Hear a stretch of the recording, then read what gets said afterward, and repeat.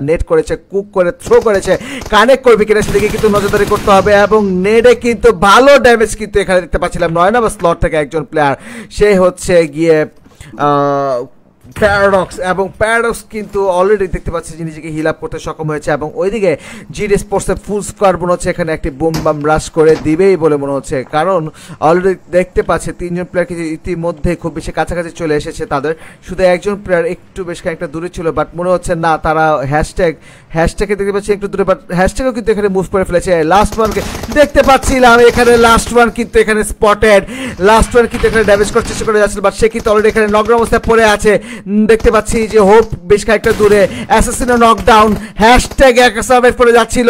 সামনে কিন্তু সবগুলা প্লেয়ার অবশ্যই হ্যাশট্যাগের উপরে কিন্তু নজরদারি করতে হবে, বাট শেষ পর্যন্ত হ্যাশট্যাগ কিন্তু নেডেই নকডাউন। ও মাই গড, লাস্ট ওয়ান প্লেয়ার কিন্তু এখানে দেখতে পাচ্ছি শুধু এখানে আছে, সে হচ্ছে প্যারাডক্স কিন্তু অলরেডি দেখতে পাচ্ছি যে তার নকডাউন প্লেয়ারদেরকে রিভাইভ করার চেষ্টা করে যাচ্ছে। এবং 4 নম্বর স্লটের প্লেয়ারদেরকেও দেখতে পাচ্ছি যে অলরেডি কিন্তু নকডাউন হয়ে পড়েছিল, বাট প্যারাডক্স কিন্তু এর মধ্যে এখানে ক্যাপ্টেনকে রিভাইভ করতে সক্ষম। হ্যাশট্যাগ নকডাউন অবস্থায় পড়ে আছে, লাস্ট নকডাউন অবস্থায় পড়ে আছে। হোপকে দেখতে পেলাম, সে কিন্তু হোপ নিয়ে একটু করে এগোচ্ছিল, ক্যাপ্টেনকে কিন্তু নকডাউন করতে সক্ষম। ভাই মারাত্মক নেট কিন্তু আসলে, টাইমিং কাকে বলে, প্যারাডক্স কিন্তু অসাধারণ নেট করেই কিন্তু আসলে প্লেয়ারদেরকে ভালো ড্যামেজ করতে সক্ষম হচ্ছিল। বাট ওইদিকে দেখতে পাচ্ছি পেছন থেকে কিন্তু তারপরে করে যাচ্ছিল 13 নম্বর স্লটের প্লেয়াররা। প্যারাডক্স কিন্তু স্পটেড, প্যারাডক্সকে কিন্তু একটি নেট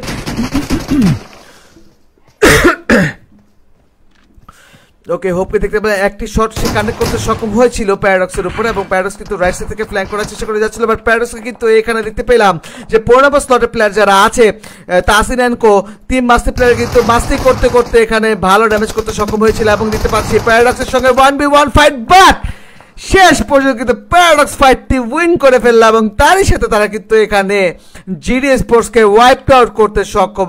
হোপ কিন্তু এখানে হোপে ছিল, বাট শেষ পর্যন্ত হোপকে কিন্তু আসলে